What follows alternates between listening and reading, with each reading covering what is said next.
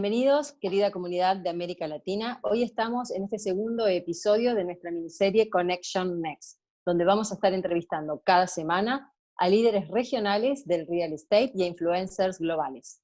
En esta edición de hoy estamos con James Dearsley. James es un co-founder de Unissu junto con su socio Eddie Holmes. Ellos viven en Londres y desde allí han creado Unissu. Unissu es una plataforma que llega a todo el mundo con información PropTech de primer nivel. Y además, bueno, James es un reconocido conferencista en todo el mundo, ha participado en varias ediciones de nuestros PropTech Latin Summit. Welcome, James. Thanks so much, Andrea. I'm very well. Thank you for having me on your show. I really appreciate it. It's our pleasure to receive you now online. I know. Yeah. It's a shame, isn't it? But it's one of those things. It happens, and we have proven that we can change and we can adapt, and that's the most important thing. Yes, we have to adapt on this time. But for a start, there is a part of our audience that already knows you because of our events. But for those who don't know you, you can talk about what do you do and what are you doing with Connect and with Unissu, please? Of course. So my name is James Dearsley. I am based in the UK, and I have been involved in the PropTech market for as long as I can remember. I have enjoyed it, I have loved it, and I have loved seeing it grow from really a very small movement of people to now being a global phenomenon. Whether you are in LATAM or if you are in Australia or Europe, everybody is talking about it. And one of the things that I did about 2 years ago now was with my co-founder, Eddie. We built Unissu, which is a platform that connects the buyers and the sellers of property technology. So on one side, you have PropTech companies. On the other side, you have the traditional property market. And the property market, especially now, is looking to procure technology solutions. And Unissu is the connector of the company to the company, but also, most importantly at the moment, we're the connector of everybody that is interested in the market.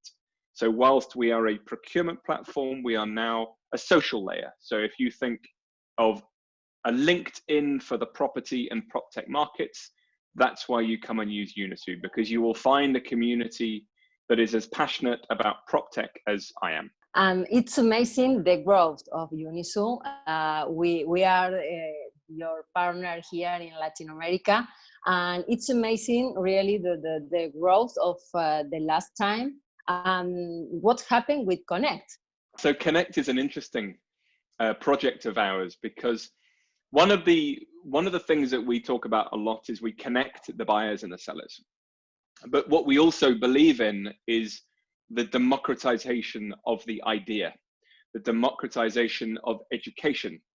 And before businesses can procure technology solutions, they have to understand technology solutions. So we have a significant education program within Unissu, and that is on one side, it is a community-driven content machine. But on the other side, a more important aspect of this is the conference market. And we all know the conference market is a wonderful place to meet people and to network with people. But it does mean that only people who are in that geography can benefit from the insights of people. And we often feel that a lot of the best thought leaders are in London or New York or Paris. And it means people can't fly in to these conferences because it's very expensive to fly and very expensive to pay for tickets for conferences. And so we said, let's democratize the access for all of this. And so Connect is it's our digital content stream. And what we did in March at the very peak of COVID-19 was we had 14 different cities around the world, including 2 in China at their worst time. And we hired film studios, and we had essentially a competition to have the best speakers.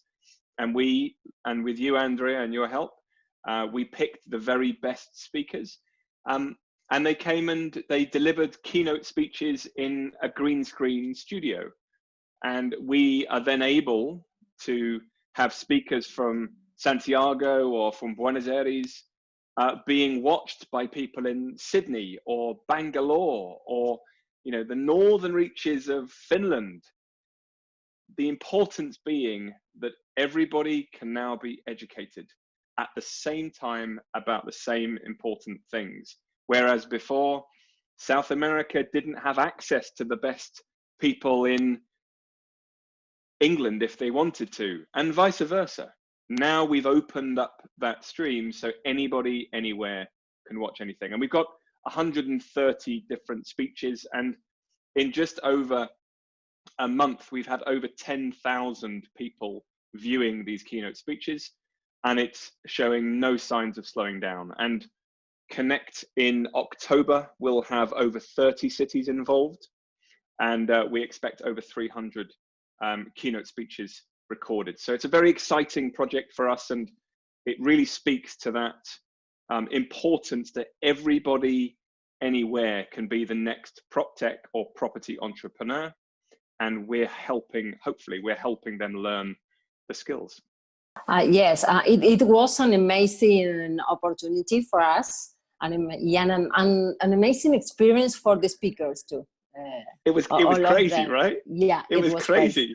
Yeah, but it was really amazing. It was vibrant. Okay, so it was it's a bit scary for the speakers because they're talking to a camera. They're not talking to a room of people. Yeah, it was difficult, but it was fascinating. Yeah. Talking about this current situation, the real estate industry here in Latin America is suffering a big impact in front of the virus of the COVID-19. But how do you see the impact there in England or in Europe? Specifically for the property market or generally? For the property market, especially. It's an interesting one, and it actually relates to PropTech, because the reason PropTech is taking off around the world is because the property market is a homogeneous asset class. A residential building in Buenos Aires is almost the same as a residential building in Madrid and London. The way we sell or rent or lease properties is slightly different, but the mechanism by which we do it and this homogeneous asset class we have is relatively similar. And so I don't think the problems are necessarily with the asset and the property market on the whole. I think the challenges we're seeing across different countries and continents are more to do with the societal and political challenges that we have. So, you know, some countries have been very, very strict about not letting people do anything. In the United Kingdom, we've been a little bit more relaxed. Only yesterday, they are now allowing the property market to open its doors again. So we can start to do viewings and we can start to start leasing property again. So I think it's really clear. I think we have to realize that the property market is not very different across the world. It's the governments and their attitudes to this situation. And I must stress that we're now going to see the real leaders in our political parties, because leadership coming into COVID-19 was quite straightforward. Stop going to work, get home, stay home, and don't move. It was quite simple. Leadership coming out of this is going to be a very challenging thing. So the property market will get going a lot later in some countries and a lot earlier in others, depending on how the leadership deals with it. It'll be a very interesting 6 months, I think. Talking about this new scenario, how do you think, who are the losers and the winners talking about the PropTech market? Well, I mean, the winners most definitely are a group of people that before COVID-19 were not really heard about very much, and they didn't really have a role. At Unissu, we talk about a particular user persona of our platform called the digital guru. And they are people that have been employed by the property market to, let me go back. They have been employed by some of the property market. A few of the larger companies, the boards of directors have said we need to digitize and we need to bring on people who understand technology. And these could be heads of IT, they could be product managers, they could be development managers, we've even heard chief financial officers, but they are all people that have been tasked with looking at how their company changes. There's no innovation manager role yet. There's no generic role for these people, but they are all particular people that have been charged with looking at change. So we think that the digital gurus are suddenly got very important because some of these businesses all around the world, this isn't continent or country specific, are saying to these people, we need to change and we need to change now, not 2 months down the line, our business is being impacted now, you need to tell us what's going on. And that's been a fascinating win for those people, because before, some of them were a bit of an afterthought. They weren't really taken seriously. And now it is their chance to shine. And if they're not already in these jobs, a lot of people will be recruited into them. So the digital guru is definitely the winner. And I think just to say one more thing on that.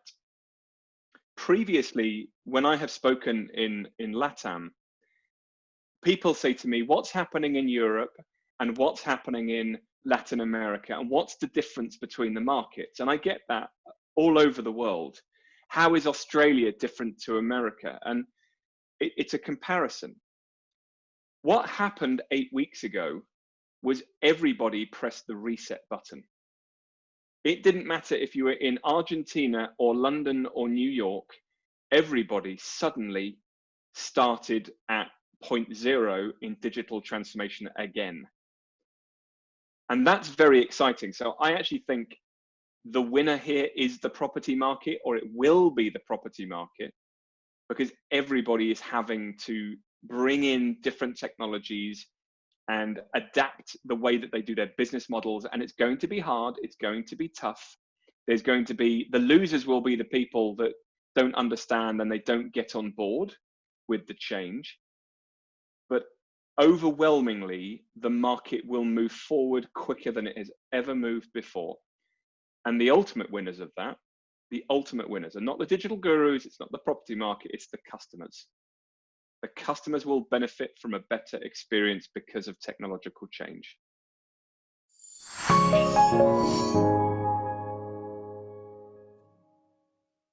¿Cómo se relacionan la tecnología, el ser humano y las empresas? Existen gurúes digitales en todos los ámbitos e industrias que responden esta pregunta, como es el caso de John Maeda, diseñador y tecnólogo, todo un ícono en la industria del diseño, cuyas creaciones replantean la relación de las personas con el medio digital. O Brad Parscale, el genio digital detrás de la campaña ganadora de Donald Trump. Neil Patel, gurú del marketing digital y conferencista mundial. O Thomas Frey, futurólogo y director ejecutivo del Da Vinci Institute, quien predijo la llegada de 162 nuevos empleos. Pero ¿cómo impacta esto en el ámbito empresarial?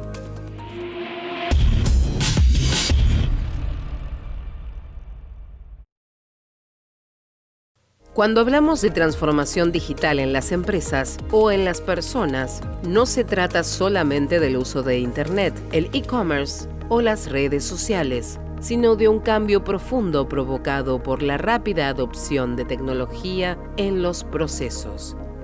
Las compañías hoy tienen una tremenda presión para subirse a esta ola de transformación digital, y aquellas que lo logren tendrán ventajas competitivas en el mercado. Las personas son parte de estos cambios. Hoy conviven en el mercado laboral diferentes generaciones que tienen distintos niveles de apego a la tecnología y una nueva generación de nativos digitales prontamente estarán ingresando al ámbito laboral, trayendo consigo sus costumbres.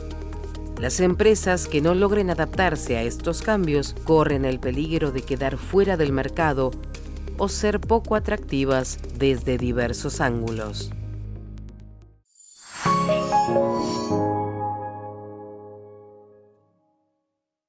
Talking about sectors, which do you think would be more impact? Retail, corporate, residential, logistic?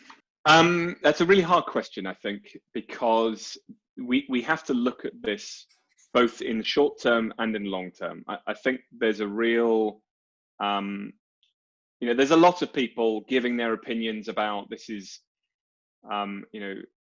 this is a terrible situation, and the commercial marketplace is going to be awful, and the landlords are going to fail, and there's a lot of negativity out there, and I don't think we can dismiss the fact it's going to be a hard 6 months. The commercial world in particular, I have no doubt it's going to be a difficult time. The flexibility around working is so significant now. I think the senior figures in the industry, in all industries, realize that people can work from home. Some don't want to work from home, but some can work from home. So I think we're going to see this significant increase in the flexibility around what work means. I think in the short term, there's going to be a significant pressure in commercial, and long term, I think there's going to be a significant pressure on landlords, and understanding the way that their asset is being used will forever change. The residential market, I think residential is always talking about price a lot of the time, really as an indicator of success. And yes, volumes have suffered. Yes, prices will go down. So the consumer will be, well, depending on which side you are on, will benefit or not. But the one, I made quite a controversial statement recently that stated, and this is a UK specific figure, that 75% of all real estate brokers in the UK will close their offices. And that's because of the way that we work our offices in the UK, which is you have brokers and they work from offices. But I do think there's going to be a significant change to the residential real estate broker and how they operate. Do they need an office, or can they work remotely? How do they do viewings? For me, viewing properties is changed. Do we need open houses so much in this current state? Not in the short term. The use of virtual reality, the use of 360-degree photography is going to increase dramatically. And I think what it will mean long term for the residential sector is an increase in efficiency in the way that we buy and we sell and we rent properties of residential. So to summarize, I think there's a lot of negativity out there in terms of what's going to happen with the market, but I think there's going to be a short-term negative position while everybody reassesses what's important and what is not. And then I think there's going to be a period of stability when the new normal in the market is discovered and everybody finds that it's not as bad as it could have been, and we're adapting to a new way of working. And that's why there's so much negativity, because the assumption is we just carry on the way that we did it, and it's impossible. So I think we will come out of this, and I think we will realize there is a new way of working, and it is not as bad as we think it is. Do you talk always about the startups? Do you have an interesting overview and research with Unissu about the numbers of startups in the world and what is happening in Latin America? If you want to share with us some of these numbers, it will be great. In another way, what do you think that this is how this current situation impact on the startup, and if you see more opportunity for them nowadays? So let's start with the second bit. Do I see this as an opportunity? It's definitely an opportunity for some, yes. I think it's an opportunity for those with a solid business, which has got proven income generation and is solving an actual problem. I think if we're honest, there's a lot of PropTech companies with good ideas, but with no application. And that is a problem when you're trying to prove to the property market there's change. The companies with a good idea but no application will not survive. The companies with good funding behind them will survive. The companies which are solving a proper problem will survive. And this is the time where the property market will consolidate down. We will start to lose companies because funding will dry up for those which are speculative. But it will also be an opportunity for those to accelerate if they've got a proven business model. So it is definitely an opportunity if the company has product market fit. So they've got the right product for the real estate market right at this moment and they're scaling. Other people, it's going to be harder, much harder. And James, talking about investment, how do you see the investment, talking about investment in technology, of course, how do you see in short and medium time? Yes, it's a good question because I'm not sure we know entirely. Obviously, investment in PropTech year on year has gone up, and there's a discrepancy between a few figures of how much has been invested, but one thing is certain: investment keeps on going up. So last year we were looking at just under $15 billion invested in PropTech businesses, and the key number there is that there were close to 1,000 funding events. Now, in 2020, we should probably have expected it to drop down because of COVID and the concerns from investors getting nervous. But I mean, already up until the start of May this year, we've already seen 5 billion. So it's not quite at the levels of last year, but it's not a terrible amount. The key, however, is that it's about the average amount that has been invested. And the average amount, and I should say there are several ways of looking at averages, but the median average, which is the most accurate in terms of looking at a trend over time, it keeps on doubling year on year. And the doubling has continued into 2020. And so whilst the number of events has dropped, the average amount being raised is significantly higher. And that is a trend I expect to continue. I expect that 2020 will have a drop this year in terms of total funding, but I do think that it will recover in 2021 and it will be fewer deals done, but a higher average done. Talking about LATAM in particular, if you remove Mercado Libre from all of the funding events in South America, the trend is similar, but on a much smaller level. But I do expect it to continue. There's been a lot of interest in South America since I started coming to see you over there. We're seeing some very specific funds looking at technology in LATAM. And I don't think it will be long until we see significant investments coming in to LATAM, because the most important thing about it, because you are slightly behind the market, there should be some very clever entrepreneurs who should be the fast followers, who should now look at a post-COVID world and say, what business models are sustainable? What business models are working? And how can I build them? And I can build them for the LATAM market. And they will build quickly, they will scale quickly, and they should get significant investment quickly. So I think the LATAM investment market is going to be a very active one in the next 18 months to 2 years. Oh, well, that's good news for us. That's good news for us and for the startups that are working very hard here in Latin America, always. I invite you to make future predictions. How do you see, for example, the office of the future or the house of the future, talking about new technologies?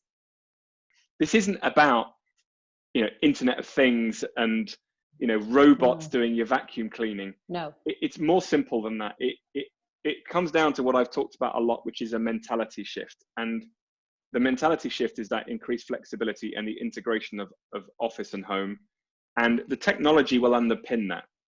It will underpin that move that we're making towards, there will be a fewer amounts of offices being used. Homes will adapt to accommodate home working. I'm expecting a lot more what they call mixed use developments, where, in fact, similar to what we saw in Montevideo, Andrea, when there's the retail units, there's the office units, and there's the residential units, all in the same area. And they cater for a real mixed use of people living, working, and playing in the same area. That's not a technological change, but technology underpins all of it. It makes it work. And this comes to the other word I was going to use. So flexibility is one. In order for flexibility to work, the seamless integration of technology has to be there. So for me, the future is where you don't realize technology is driving everything. Where you realize you come into a space, so I'm not talking about office or home, you come into a space and it adapts to everything. You don't have a single integrated television or a speaker or a cooker or something. It all just works, and it works around you. It has a sense of what your mood is. It has a sense of what you're feeling, and it will seamlessly integrate with your life, dependent on where you are. And that won't be because of a phone that you've got. It might be because of something in your body that's measuring you. It might be because there's something in the environment you're in that is picking up on social cues, environmental cues, biological cues, and it's just adapting to you. And that's why I think, I'm not here to predict, this hardware change that we're going to see a dramatic seismic shift in the way that we work, the way that we operate, and the way that we live, and the way that we run our families. I think it's that the seismic shift we're going to see is in subtlety, where we don't even know things are technological. And that's why, for me, flexibility and seamlessness are the two words I think that will describe the future side of our lives. And I hope to see that. I hope to see a day when I walk in somewhere and I go, oh, that's really clever. How did that happen? And then I know that this world has really worked. The user experience is always on the central stage. We are looking in every conversation. Here is the same thing. Well, finally, we call this miniserie Connection Next. So what's the next for the real estate industry? Any recommendation that you want to make to our audience in Latin America? Any recommendation I want to give? Yeah, just it comes to a very simple point of learn and educate, and whether that be online with the things that we're doing together, Andrea, or whether that is hopefully to come to some of your amazing conferences in the future when it comes back together. In the future, learn, educate, and communicate with other people. This is the most important time, especially in LATAM, to have a community of people that are speaking the same language, that are learning the same things, that are driving the future of the industry. Because as I said at the start, the biggest winners in this market now are the digital gurus. So become one of them, because that will be your career for the next 2 or 3 decades. If you are one of those people that others look to help them learn what's happening in this industry, your future is looking very, very good at the moment. And that will all come from starting your learning and your education about the future. Great. Well, thank you. Thank you very much, James. We hope to see you soon in person in some of our next summits with the new normal. I don't know how it will be, but well, I hope to see you soon, really. Yeah, me too. Thanks so much, Andrea. Well, thanks. Thank you very much. And muchas gracias a toda nuestra comunidad por estar hoy nuevamente aquí con nosotros en este nuevo episodio. Los esperamos la semana próxima en otro episodio de Connection Next. Y como decía James, es muy importante todo lo que es el contenido y lo que podamos aprender alrededor del PropTech. Y para esto los invito nuevamente a entrar a nuestra plataforma, que así como la plataforma de James, que es excelente, nuestra plataforma plantea mucha información y en español, fundamentalmente para que todos y cada vez más personas podamos saber acerca del PropTech y cómo está impactando la tecnología en la industria. Muchas gracias y hasta la próxima semana.